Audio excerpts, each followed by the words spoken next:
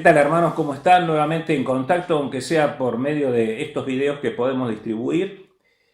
La idea es empezar a tener nuestra escuela bíblica, aunque sea de forma virtual. La escuela bíblica que tenemos todos los martes y poder ir tomando y dando las materias que corresponderían a cada martes. Esperamos que pronto nos podamos juntar y estar todos en la iglesia estudiando juntos la palabra de Dios. Pero mientras tanto, la tecnología nos permite estar juntos también por medio de estos videos. Vamos a estudiar en estos, si Dios así lo permite, las próximas dos clases sobre dispensaciones.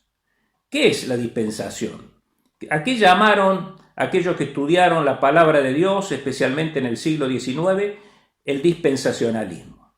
Nosotros entendemos como dispensacionalismo un método de interpretación de la palabra de Dios, es un método teológico, bíblico de la interpretación de la palabra de Dios a través del tiempo, a través de las edades. Es lo que también se ha conocido como la manifestación de Dios a través de las edades, o el deseo de Dios a través de las edades para el hombre.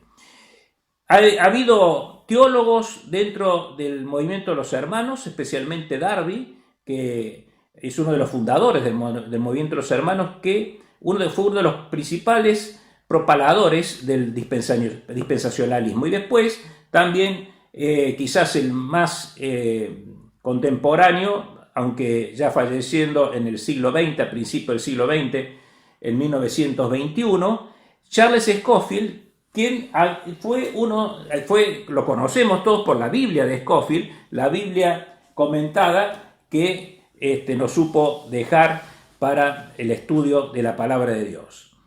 El concepto de dispensacionalismo tiene que ver con la definición de dispensacionalismo. Scofield daba una definición especial.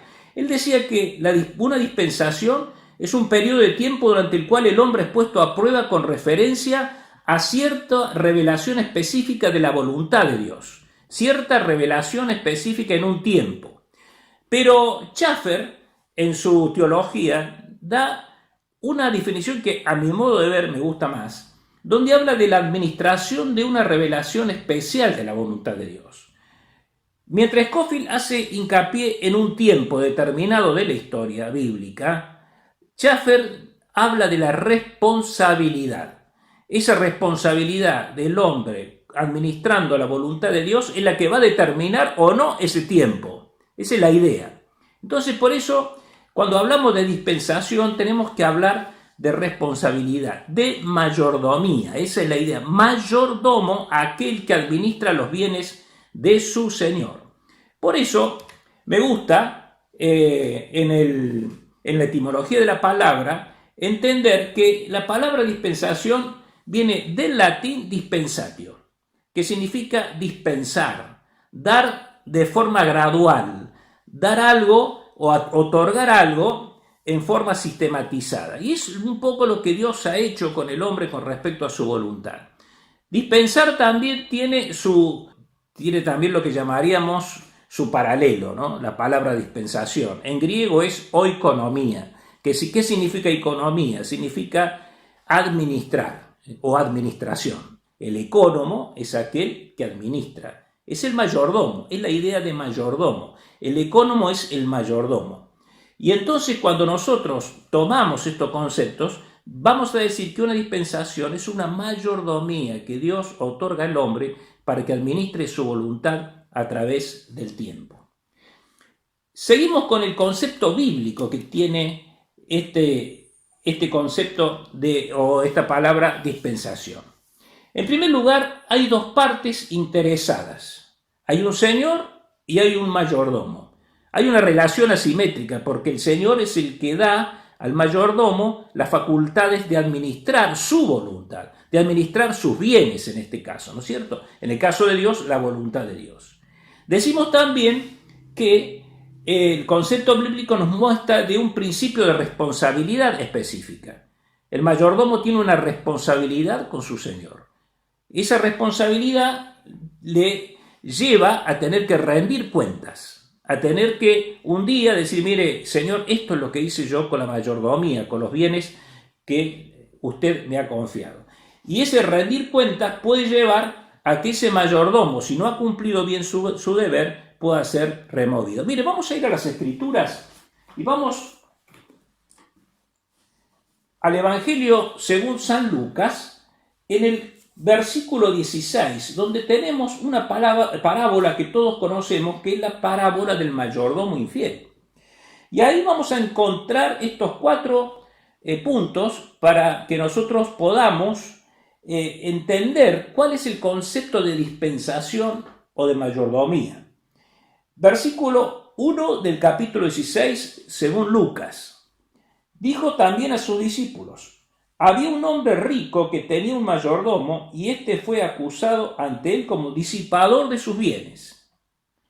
Entonces le llamó y le dijo: ¿qué es esto que oigo acerca de ti? Da cuenta de tu mayordomía, porque ya no podrás ser mayordomo. Fíjense qué interesante, porque acá están los 4 pasos. Primero, la parte interesada, el Señor que da a su mayordomo la orden de que administre sus bienes. Es esa relación asimétrica. En segundo lugar, el principio de responsabilidad. El mayordomo es responsable de su señor de administrar sus bienes. En tercer lugar, la rendición de cuentas. Dice el versículo 2, da cuenta de tu mayordomía. Y después, el mismo versículo, dice, ya no podrás más ser mayordomo. O sea que está diciendo que ha acabado el tiempo de la mayordomía. Con respecto a la dispensación pasa igual, hermanos.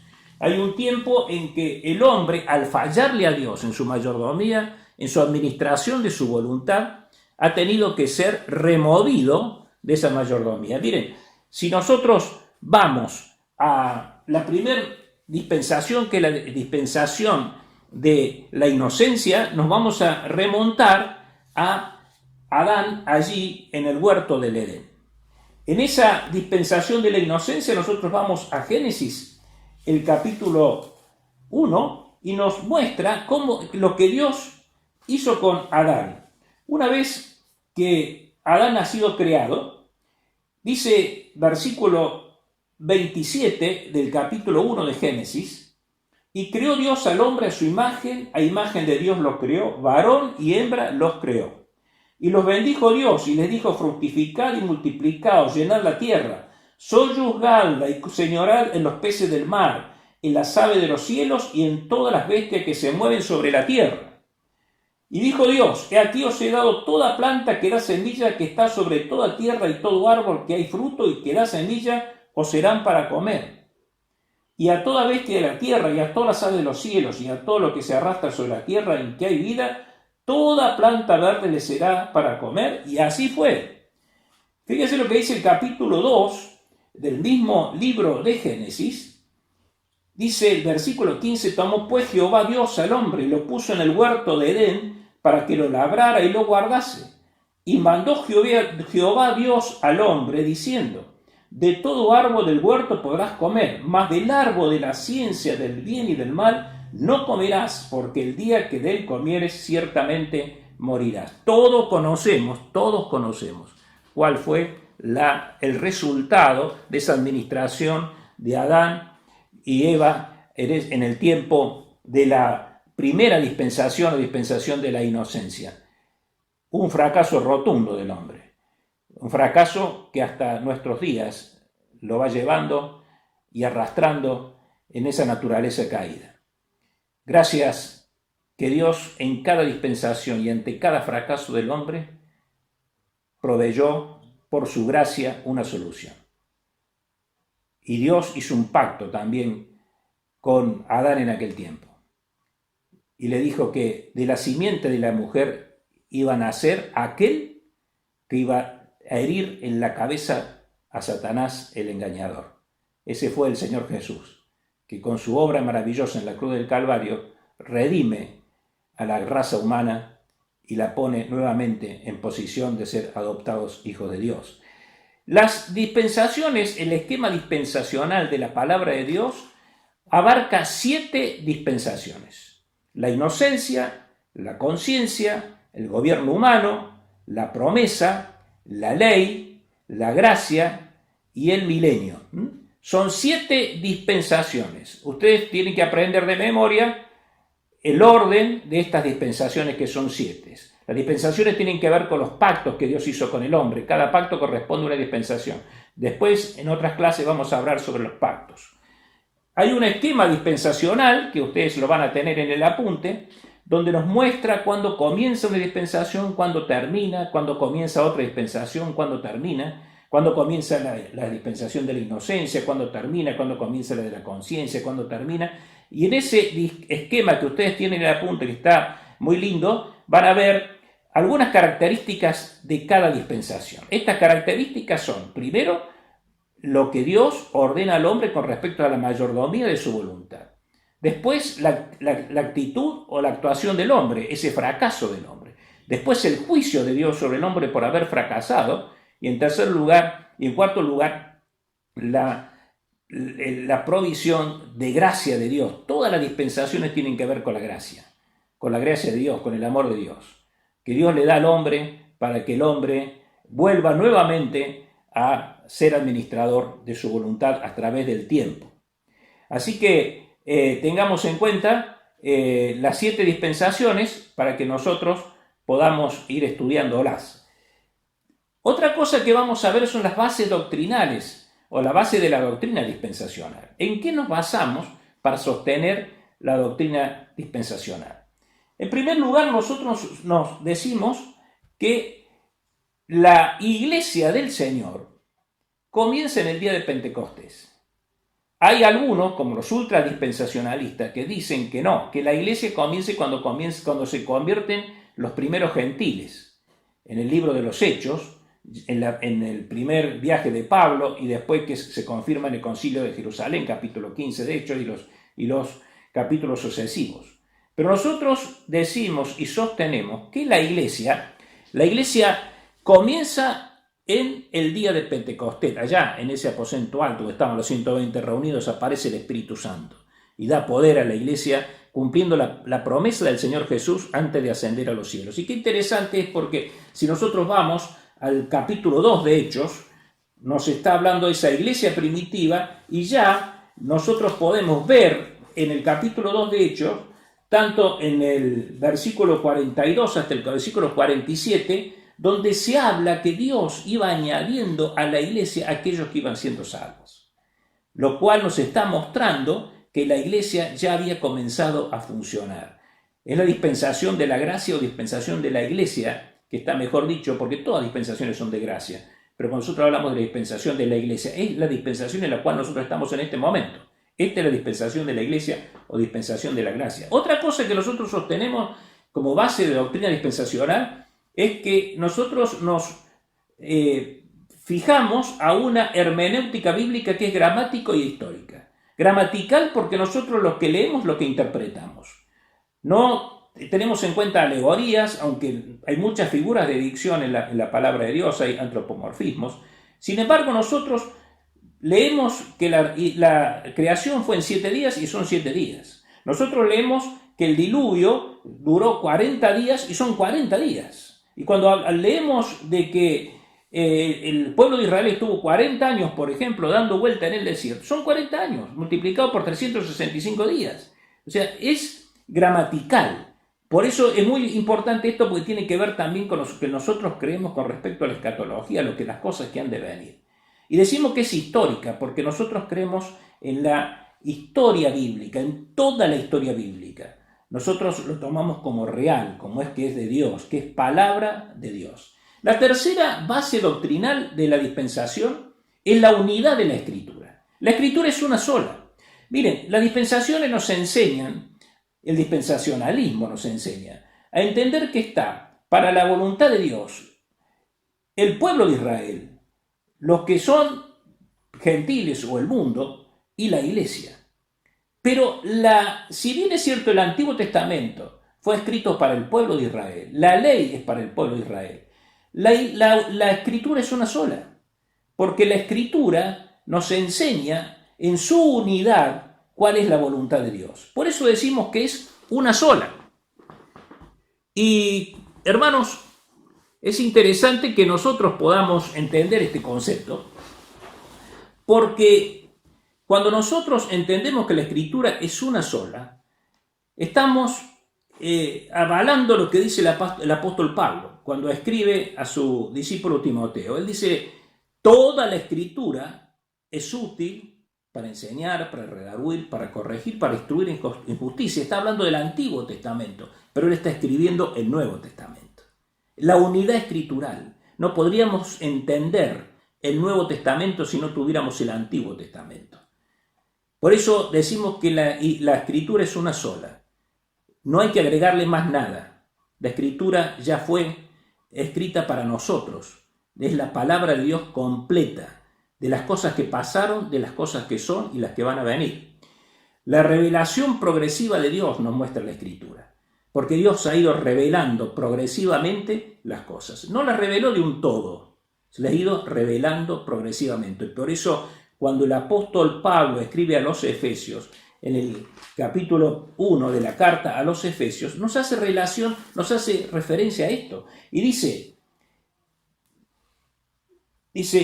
el versículo 8 del capítulo 1, que hizo sobreabundar para con nosotros en toda sabiduría e inteligencia. Está hablando de lo que el Señor le mostró a Pablo con respecto a la salvación de los gentiles, nuestra salvación, los que no eran judíos, dándonos a conocer el misterio, revelándonos la verdad, quiere decir, el misterio de su voluntad según su beneplácito, según su voluntad, el cual se había propuesto en sí mismo. Miren qué interesante es eso, ¿no?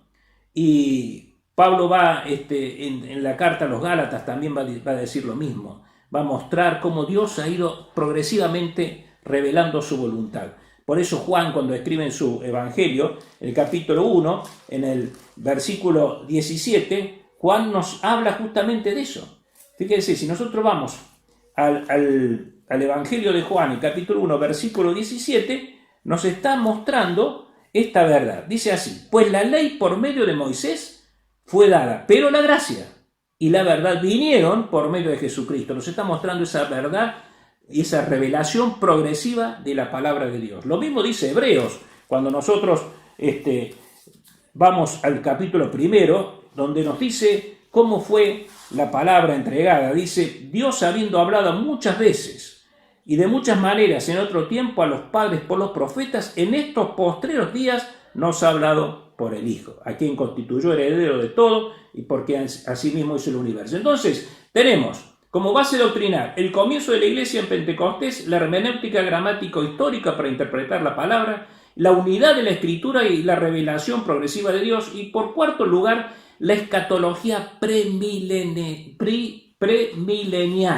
¿Qué significa premilenial? Significa que nosotros creemos que vamos a ser arrebatados, que va a venir el Señor Jesucristo y con esa trompeta se va a escuchar. Y dice, como dice Pablo cuando escribe en la carta a los tesalonicenses y también a los corintios, dice Pablo que los muertos en Cristo resucitarán primero y después nosotros, los que hayamos quedado, iremos a las nubes a reunirnos con Él. Ese es el arrebatamiento de la iglesia.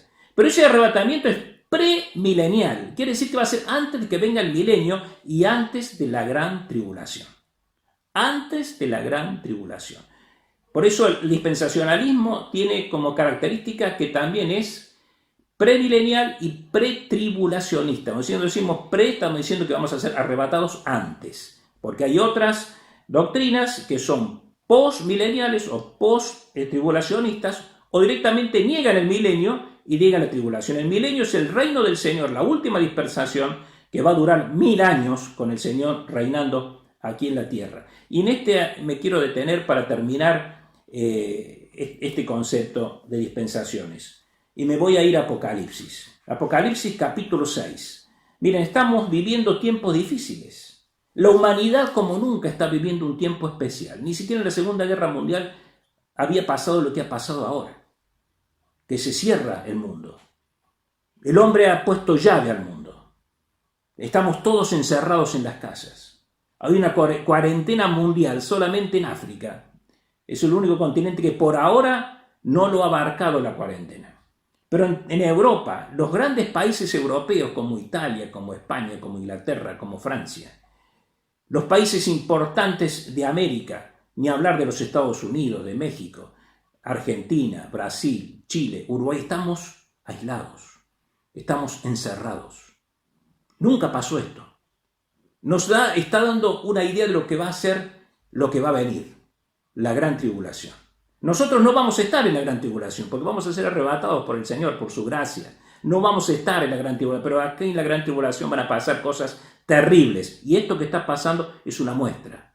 Son dolores de parto, son comienzos de dolores. Por eso cuando Juan, en esa visión maravillosa del Apocalipsis, nos describe en el capítulo 6, aquellos caballos que iban a ser soltados cuando se abrieran los sellos, nos está hablando de algo que es muy similar a lo que estamos pasando, pero va a ser mucho peor.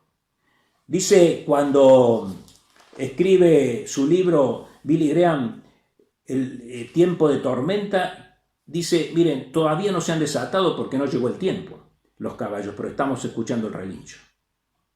Estamos escuchando cómo dan coces contra el suelo. Un día se van a desatar. Nosotros, gracias a Dios, no vamos a estar, pero aquí sí va a haber gente que va a sufrir la gran tribulación. Dice el apóstol cuando escribe este libro de Apocalipsis, dice, vi cuando el Cordero, capítulo 6, versículo 1, vi cuando el Cordero abrió uno de los sellos y oí uno de los 4 seres vivientes decir, como con voz de trueno, ven y mira. Y miré aquí un caballo blanco, y el que lo montaba tenía un arco, y le fue dado una corona, y salió venciendo y para vencer. Cuando abrió el segundo sello, oí el segundo ser viviente que decía, ven y mira. Y salió otro caballo bermejo, y el que lo montaba le fue dado poder de quitar de la tierra la paz, y que se matasen unos a otros, y se les dio una gran espada. Cuando abrió el tercer sello, oí el tercer ser viviente que decía, ven y mira, y miré. Y aquí un caballo negro, y el que lo montaba tenía una balanza en la mano. Y oí una voz del medio de los 4 seres vivientes que decía, 2 libras de trigo por un denario, y 6 libras de cebada por un denario, pero no dañes ni el aceite ni el vino. Cuando abrió el cuarto sello, oí la voz del cuarto ser viviente que decía, ven y mira, y miré, y aquí un caballo amarillo, y el que lo montaba tenía por nombre muerte, y el Hades le seguía. Y le fue dada potestad sobre la 4ª parte de la tierra, para matar con espada, con hambre, con mortandad y con las fieras de la tierra. Miren, hermanos, esto va a venir. Esto va a venir, nosotros no vamos a estar, porque vamos a estar con el Señor. Pero estos 4 caballos se van a desatar. Ya estamos viendo algo de esto. Ya estamos viendo ese caballo blanco que es el engañador. Parece blanco, pero no es blanco. Pero engaña a las multitudes con un concepto errado, totalmente distorsionado de lo que es la palabra de Dios, alejado de los principios de Dios. Vamos a ver también la influencia de ese caballo rojo, bermejo, ese caballo que es el caballo de la guerra, el caballo de la disputa de todos los días. Mírenlos, ahora resulta que se dan cuenta los gobiernos del mundo que han gastado tanto dinero en armas, en misiles, en buques, en aviones para la guerra y ahora no tienen para la salud de sus pueblos. ¿Por qué? Porque el caballo rojo, el caballo de la guerra, el caballo de la espada, ese caballo está relinchando todavía y comienza a relinchar con relinchos terroríficos. Pero habla también en el tercer sello del caballo negro. Es el caballo donde va a mostrar la pobreza en todo el mundo, donde no se va a poder conseguir ni el trigo ni la cebada, pero no se va a dañar ni el vino ni el aceite, porque va a ser tanta la desigualdad social, tanta la pobreza, tanto el hambre, que va a tomar gran parte de la tierra, como lo estamos viendo en este momento. Ahora estamos viendo también esos relinchos del caballo negro, pero nos falta el último caballo, que es el caballo amarillo, el de la peste, el de la enfermedad. ¿Qué pasa ahora, hermanos? Díganme si no estamos escuchando el relincho del caballo amarillo. Claro que sí. Hermanos, este es el tiempo de nuestra dispensación. Estamos en la dispensación todavía de la iglesia porque el Señor todavía no ha venido a buscarnos. Pero cuando venga a buscarnos ya no vamos a poder predicar como ahora lo hacemos. Prediquemos el Evangelio. Prediquemos a aquellos que están a nuestro lado, a nuestros vecinos que están encerrados con miedo, con cuarentena por el coronavirus. Prediquémosles y digámosles que hay salvación todavía en Cristo Jesús, que todavía pueden tomarse de las manos ensangrentadas y horadadas de Cristo para ser llevados por Él a la gloria y evitar la gran tribulación, porque va a venir, hermanos, va a venir. Esto que está pasando nos está mostrando que es cierto, va a venir. Hermanos, podamos alentarnos también los unos a los otros, sabiendo que quizás nos falte tanto para que estemos con el Señor para siempre jamás. Que el Señor nos bendiga. Que tengan un buen día.